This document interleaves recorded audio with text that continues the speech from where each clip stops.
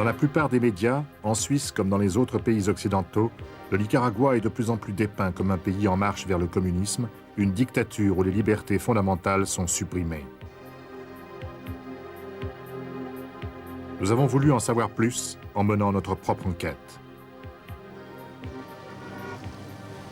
Commençons par le cas de la Prensa. Ce journal, qui a été suspendu par décision gouvernementale le 26 juin dernier, était la seule voix de l'opposition de droite.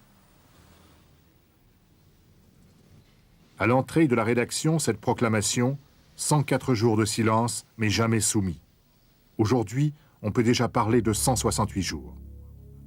Selon le gouvernement, la Prensa pourra reparaître le jour où ses propriétaires s'engageront à rompre leurs liens avec ceux qui dirigent et qui financent la Contra. Face à cette rotative tristement silencieuse, essayons d'interroger des gens pris au hasard dans la rue. ¿Qué le parece que hayan cerrado la prensa?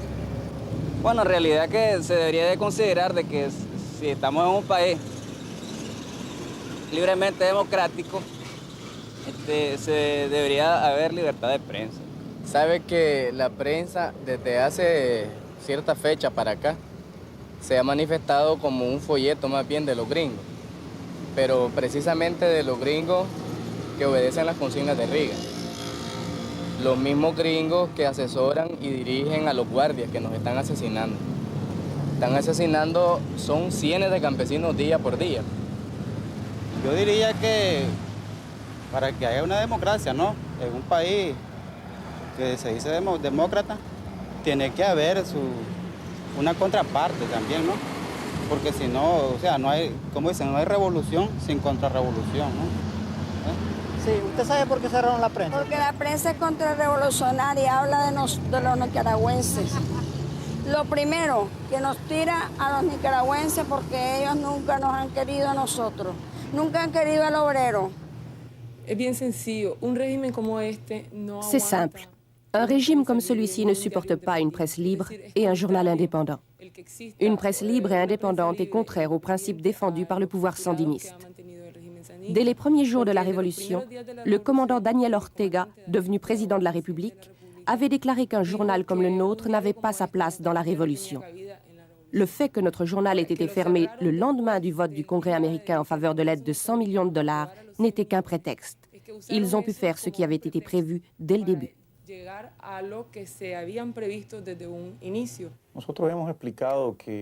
Nous avons déjà expliqué que nous n'avons pas fermé ce journal en violation de la liberté de la presse, mais que nous avons privé la CIA d'un instrument au service de sa politique d'agression. La presse américaine sait parfaitement que ce journal, la Prensa, était financé par Proventa, une société écran de la CIA dont l'objectif est de parvenir à une déstabilisation de l'opinion publique nationale.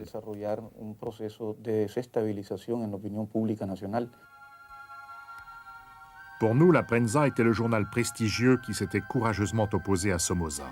Mais en 1980, il y a scission dans la rédaction et 80% des journalistes quittent la Prensa avec un de ses propriétaires pour fonder un nouveau quotidien favorable à la révolution.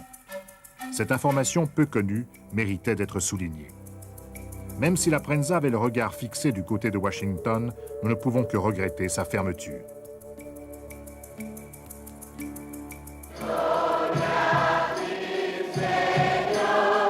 Côté Église, l'affrontement entre deux camps est particulièrement net. Monseigneur Obando, nommé récemment cardinal par le Vatican, principale figure de l'opposition au régime sandiniste, se refuse à condamner la Contra et préfère parler de réconciliation entre tous les Nicaraguayens, ce qui inclut les rebelles.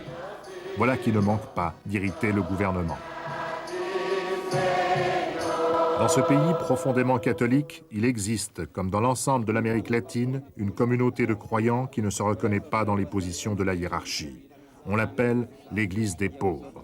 Pour ces fidèles, christianisme et sandinisme ne sont pas inconciliables et peuvent conduire de pair vers une société plus juste. Amen. Le 1er janvier 86, le gouvernement ferme Radio Católica, la station de l'archevêché, pour avoir refusé de diffuser le discours présidentiel de Nouvel An. Sont en cause aussi les prises de position pro-américaines du directeur de la radio. En juillet 86, le gouvernement ordonne l'expulsion de Monseigneur Vega, numéro 2 de la hiérarchie. Il est accusé d'avoir, par ses déclarations aux États-Unis, soutenu la politique de Reagan.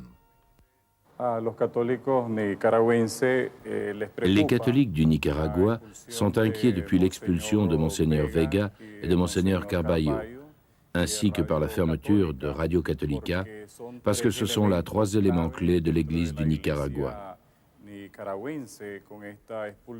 L'Église a souffert de ces expulsions comme de la fermeture de Radio Católica. En d'autres termes, l'Église du Nicaragua se sent blessée et elle a le sentiment que l'on cherche à l'asphyxier.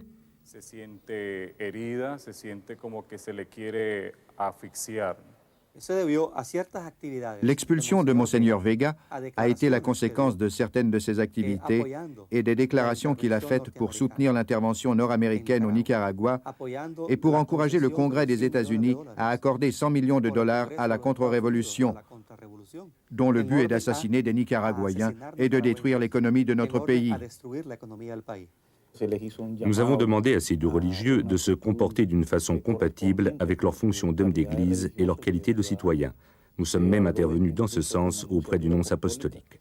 Puisque ces religieux ont atteint, du moins en partie, leur objectif, soit le financement de la contre-révolution, nous avons jugé que nous ne pouvions plus leur permettre de se comporter sous la protection de leurs fonctions religieuses comme des agents politiques des forces mercenaires, et cela à l'intérieur même de notre pays.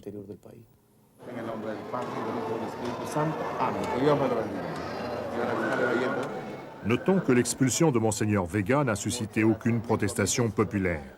Et l'erreur serait de confondre l'Église de Pologne avec celle du Nicaragua.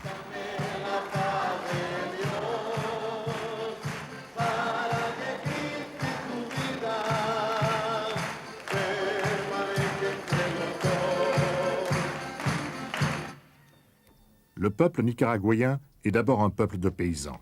Et c'est à la campagne que la révolution sandiniste a trouvé sa base. Allons vérifier ces affirmations dans quelques villages. Pour cela, il faut beaucoup de temps, un véhicule tout-terrain, perles rares et une bonne dose de patience. Tous les journalistes n'ont pas disposé, c'est évident, de ces avantages.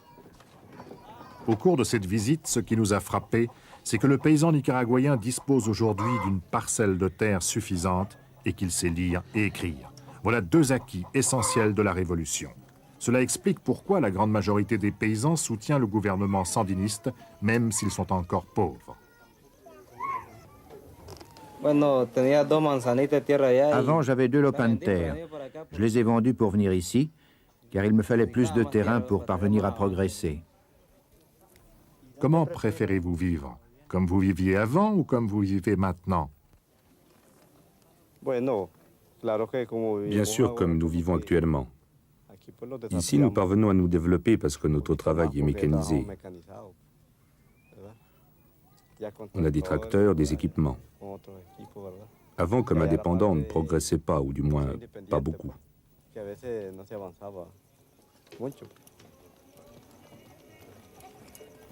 Que préférez-vous? Avoir une terre qui vous appartient ou travailler dans une coopérative? Il me semble que le collectif, c'est mieux. Ici, nous obtenons plus facilement une assistance de l'État. Comme quoi, par exemple? Une assistance technique, une aide de la banque, et tout ça. Et le fait de ne pas avoir de terre à vous, n'est-ce pas gênant? Non, parce que notre système de travail nous fait bénéficier de ce que nous produisons. Nous tirons de la terre ce que nous voulons. Peu importe que la terre m'appartienne ou non. Ce que je veux, c'est ce qu'elle produit.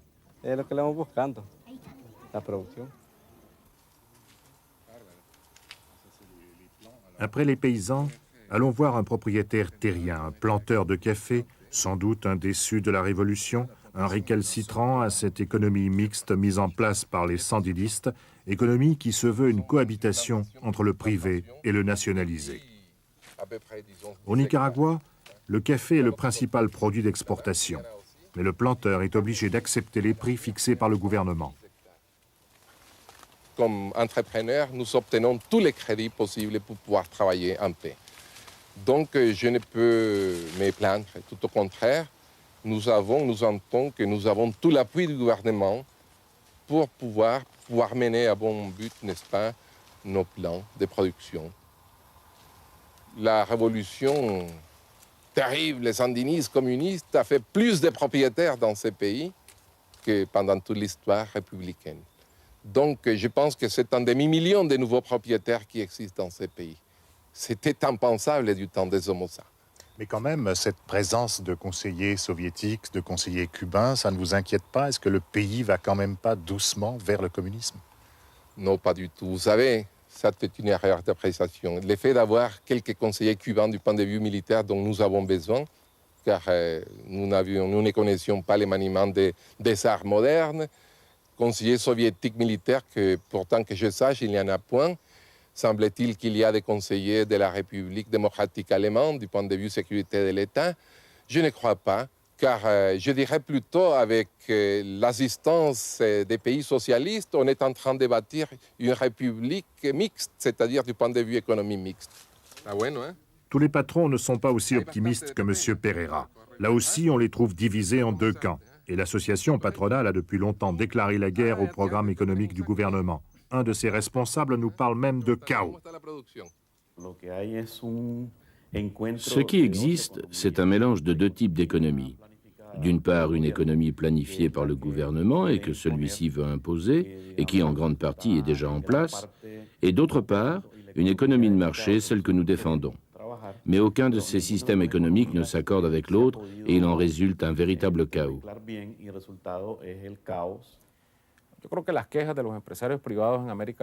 Je crois que les doléances des entrepreneurs privés ne se font pas entendre seulement au Nicaragua. Malheureusement, en Amérique latine, les milieux qui représentent ou qui prétendent représenter l'entreprise privée sont en général rétrogrades. Ils refusent le changement et s'opposent à toute réforme de situation qui les ont toujours favorisés. Il en résulte un grand paradoxe. Nous entretenons de meilleures relations avec des sociétés multinationales, comme Nestlé Alimentana, qu'avec certains des chefs des grandes entreprises du Nicaragua. Mais je ne dirais pas que ce comportement est généralisé. Et les patrons du comité de l'entreprise privée ne peuvent pas parler au nom du secteur privé du Nicaragua.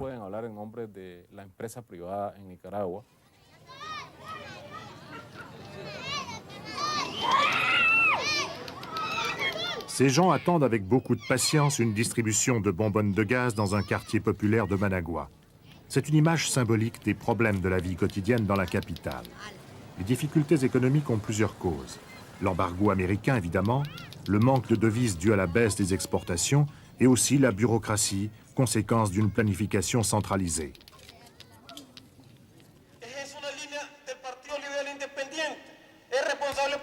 Voilà une image du Nicaragua que l'on connaît peu en Occident, le Parlement. Il y a là 96 députés. Les 2/3 sont des élus du Front sandiniste, mais il y a 35 députés d'opposition qui ne manquent pas de critiquer même violemment le gouvernement.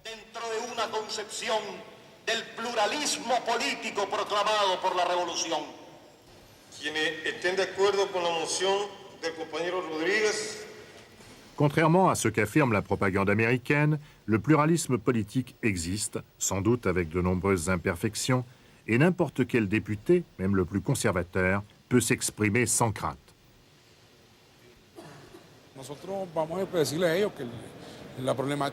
Nous nous chargeons de mettre en évidence les problèmes qui apparaissent à cause de cette dictature, cette oligarchie militaire de gauche. Et toutes les oligarchies militaires, qu'elles soient de gauche ou de droite, portent préjudice aux intérêts fondamentaux du peuple. Voilà ce que nous comptons faire. Je pense que nous parviendrons à un consensus qui puisse nous permettre d'établir une société pluraliste dans laquelle les partis politiques pourront alterner au pouvoir à la suite d'élections organisées de manière civilisée.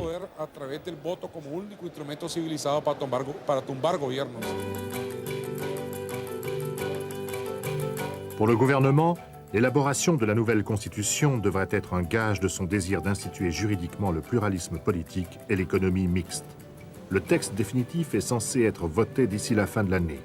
Tout dépendra bien sûr de l'application dans les faits de cette nouvelle constitution.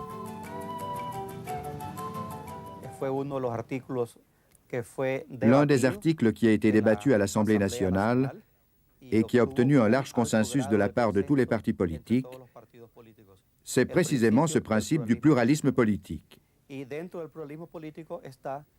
Le pluralisme prévoit notamment la possibilité pour n'importe quel parti politique, quelle que soit son idéologie, de remporter les élections et de prendre le pouvoir. Est-ce que vous croyez que le Front sandiniste serait prêt à abandonner le pouvoir s'il perdait les élections? Il sera obligé, il doit l'abandonner s'il perd les élections. On pense toujours mais on pense de l'avenir. Il y a eu des élections, ils ont gagné. Dans 4 ans maintenant, s'il y a des élections, je pense cette fois-ci, ils vont perdre. Et s'ils perdent, il doit partir, sans doute.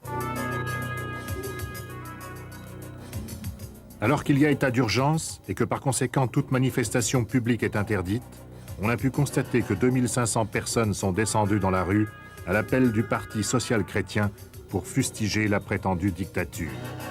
Les forces de l'ordre ne sont pas intervenues. Le Parti social-chrétien est la principale composante de l'opposition extra-parlementaire. L'association patronale appelée COSEP appartient aussi à ce groupe. Après la chute de Somoza et la victoire du Front sandiniste, le gouvernement a peu à peu et jour après jour imposé son idéologie marxiste-léniniste. Pour ce régime, le secteur privé, l'entreprise privée, la propriété privée, c'est l'ennemi numéro 1. Il est donc naturel que nous nous défendions également sur la scène politique.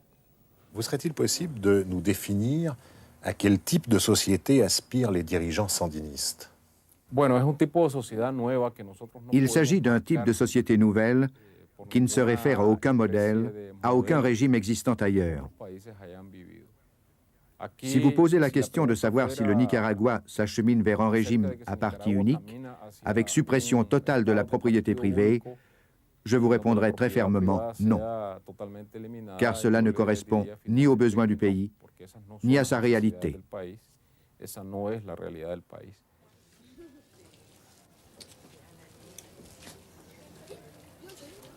Dans cette période de rationnement, les magasins populaires comme celui-ci distribuent des produits de base, le riz, le sucre, l'huile et les haricots.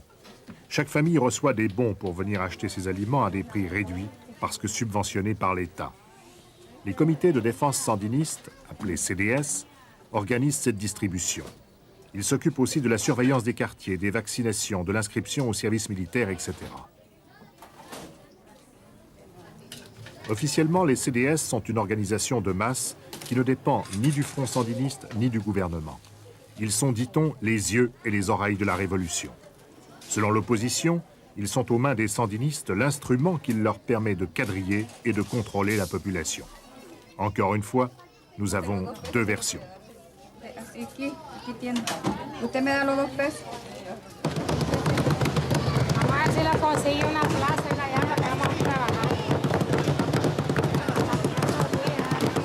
Après avoir voyagé plusieurs semaines dans ce pays, on peut dire que la principale préoccupation des habitants, ce sont les problèmes quotidiens d'approvisionnement.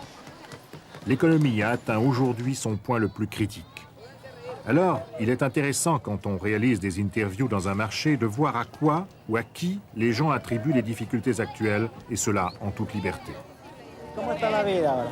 ¿Está cara? Aquí la vida cada día está más dura. ¿Por qué? ¿Por qué? Pues porque ya el dinero no dura, pues cada día va más bajo. ¿Está de acuerdo usted? Bueno, una parte de la agresión que nos está afectando demasiado aquí pues en Nicaragua y otra parte porque debemos de enfrentar, bueno, la economía porque estamos en una situación de guerra que tenemos que enfrentarla pues, ¿ya? Y está más dura ahora con el gobierno sandinista, pues, porque con Somoza él vivía su vida y nos dejaba vivir nosotros la vida, pues, y vivíamos como podíamos, vivíamos bien, aunque trabajando siempre, pero ahora estamos jodidos porque la situación económica está peor cada día. Estamos en guerra, estamos agredidos, estamos en guerra y cuando Somoza pues estaba feliz, no había guerra. ¿Cómo no? Es que yo no creo que vivamos peor ahora. ¿Y ahora está mejor la cosa entonces? Está mejor, sí. Aunque con guerra y estamos bloqueados por todas partes con estas agresiones que sufre el país, pero estamos mejor.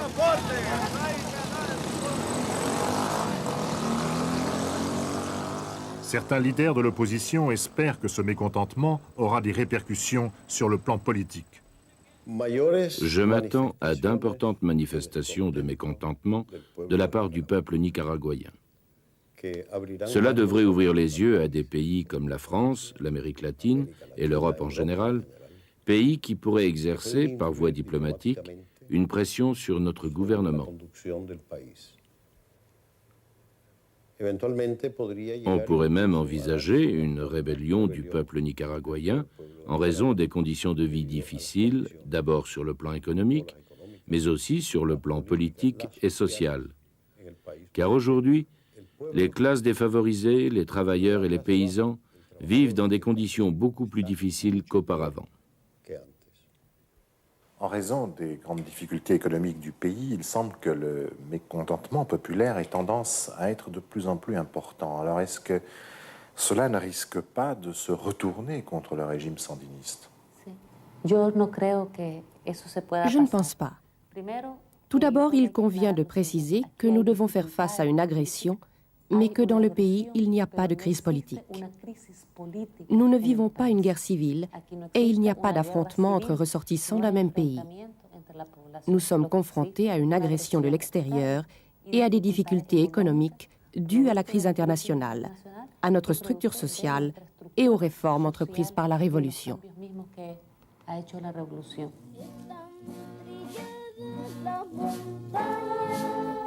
Le Nicaragua ne connaît ni les lendemains qui chantent, ni les horreurs d'un goulag tropical. Ni blanc ni noir, notre constat se démarque des jugements sans nuance. Il faut reconnaître que plus fortes se révèlent les pressions américaines, plus autoritaires s'annoncent les mesures prises par le gouvernement de Managua. Les sandinistes sont entrés dans une zone de tempête.